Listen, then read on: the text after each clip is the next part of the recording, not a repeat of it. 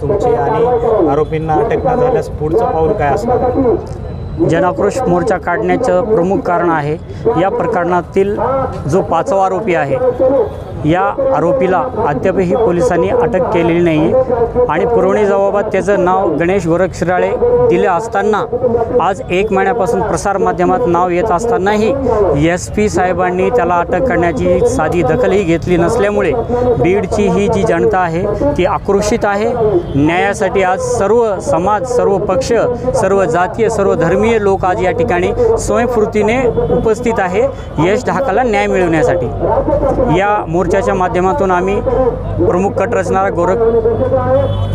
गणेश गोरक्षराळे याला अटक करण्यात यावी, हे प्रकरण SIT मार्फत चौकशी करावी, पूर्वीपासून या प्रकरणातील सर्व आरोपींना फाशीची शिक्षा व्हावी या पद्धतीने पोलिसांनी तपास करावा, तसेच हे पूर्ण प्रकरण अंडर ट्रायल चालवण्यात यावे। विशेष या प्रकरणाकडे दखल घेत प्रशासनाने ढाका कुटुंबियापैकी एकाला तात्काळ शासकीय नोकरी देण्यात यावी। याचबरोबर शासकीयने आर्थिक नुकसानही शासनाने द्यावे, कारण की आमचा तरुण मुलगा आज गेलेला आहे आणि आमच्या वृद्धापकाळाची काठी आज हरवलेली आहे।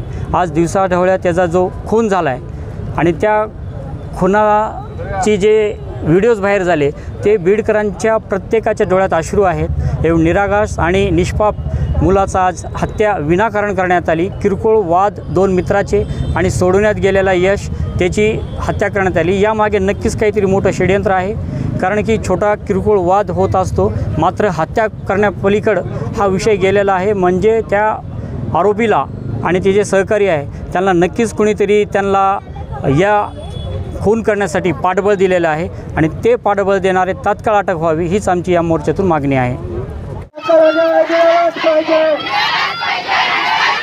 न्याय ढाका न्याय मिळालाच पाहिजे।